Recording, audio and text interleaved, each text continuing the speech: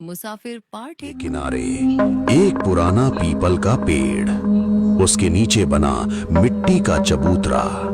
रात के लगभग 10:30 बज चुके थे। हवा ठंडी थी, लेकिन उसमें एक अजीब सी बेचैनी थी। दूर कहीं कुत्ते भौंक रहे थे और बीच बीच में उल्लू की आवाज। चबूतरे पर 4 आदमी बैठे थे।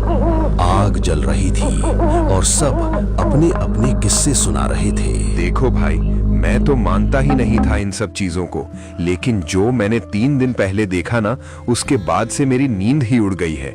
मैं रात को अपने खेत की तरफ गया था, सोचा मोटर बंद कर दूं, लेकिन जैसे ही मैं उस पुराने रास्ते के पास पहुंचा, मुझे ऐसा लगा जैसे कोई मेरे पीछे पीछे चल रहा है।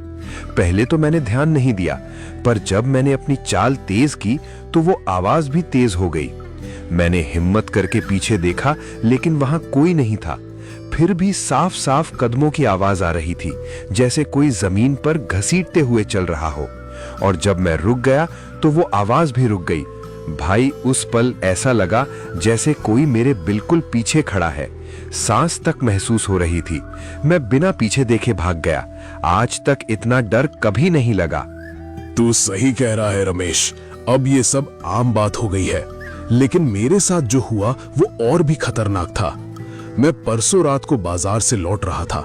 रास्ते में वो पुराना कुआं पड़ता है ना, वहां से अचानक किसी औरत के रोने की आवाज आने लगी। पहले तो लगा कोई मुसीबत में होगा, लेकिन जैसे ही मैं उस तरफ बढ़ा, आवाज बंद हो गई। मैं रुका ही था कि पीछे से वही रोना शुरू। मैंने धीरे से पीछे मुड़कर देखा, पर कोई नहीं था।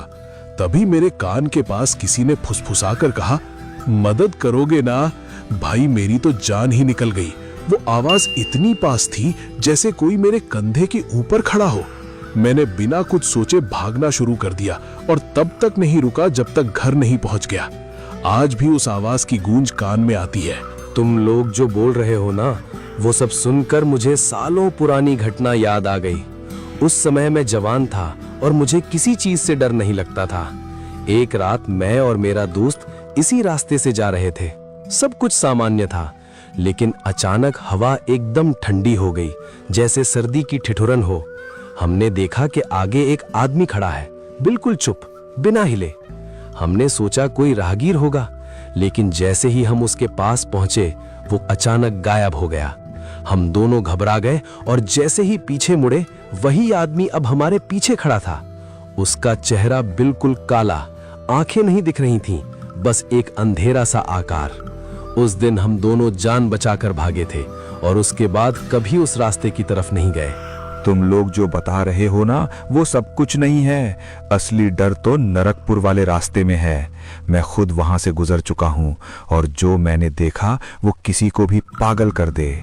उस रात में अकेला था और जैसे ही मैं उस जंगल वाले रास्ते में पहुंचा, मुझे एक छोटी बच्ची के रोने की आवाज आई, भैया मुझे बचाओ। मेरा दिल पसीज गया। मैंने सोचा कोई बच्ची फंसी होगी, लेकिन जैसे ही मैं पीछे मुड़ा, वहां कोई नहीं था, लेकिन जमीन पर छोटे छोटे पैरों के निशान थे जो धीरे धीरे मेरी तरफ बढ़ रहे थे। भाई, उस पल मुझे समझ आ गया ये इंसान नहीं है।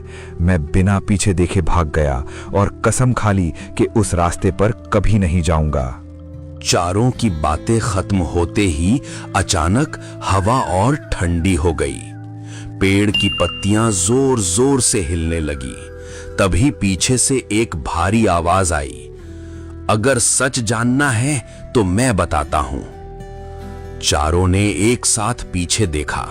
वहां खड़े थे दादा हरिराम, सफेद दाढ़ी, हाथ में लकड़ी और आंखों में अजीब सी चमक। तुम लोग जो महसूस कर रहे हो ना, वो सब किसी डर का भ्रम नहीं है, वो सच है। और उस सच का नाम है साया। ये साया कोई साधारण आत्मा नहीं है। ये उन लोगों की चीखों से बना है जिनकी मौत अचानक और दर्दनाक हुई थी। सालों पहले एक लड़का आया था इस गांव में, बिल्कुल तुम्हारी तरह। उसे भी लगा था कि ये सब बेकार की बातें हैं, लेकिन उस रात जो उसके साथ हुआ, वो किसी की भी रूह कंपा दे। वो लड़का शहर से आया था मजबूरी में, और जिस गांव में गया था उसका नाम था नरकपुर। दादा ने आगे कहना शुरू किया। रात के ठीक 11 बजे थे। विनायक नगर का बाजार लगभग बंद हो चुका था। हल्की हल्की रोशनी, सड़क पर उड़ती धूल और उसी रास्ते पर तेज कदमों से चल रहा था रोहित। उसके चेहरे पर घबराहट थी, जैसे उसे कहीं पहुंचने की जल्दी हो। वो सीधे पहुंचा पुराने रिक्शा स्टैंड पर।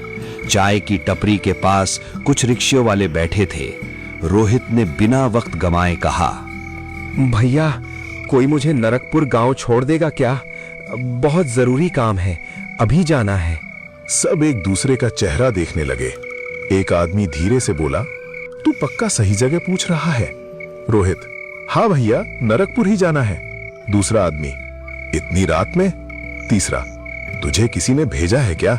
रोहित चिढ़कर, अरे भैया, आप लोग ऐसे क्यों बात कर रहे हो? मुझे बस जाना है, पैसे ज्यादा ले लो। तभी एक बूढ़ा रिक्शा वाला बोला, बेटा, पैसा सब कुछ नहीं होता। कुछ रास्ते ऐसे होते हैं जहां जाने के लिए इंसान नहीं, किस्मत चाहिए, और कभी कभी वो भी काम नहीं आती। चबूतरे पर बैठे सभी लोग उस आवाज की तरफ देखने लगे। धीरे धीरे एक पुराना जंग लगा रिक्शा आगे आया। उसके पहियों की चूं चूं आवाज सन्नाटे को चीर रही थी। रिक्शा रोककर वो आदमी नीचे उतरा। चेहरे पर घनी दाढ़ी, आंखें गहरी और कंधे पर एक फटा हुआ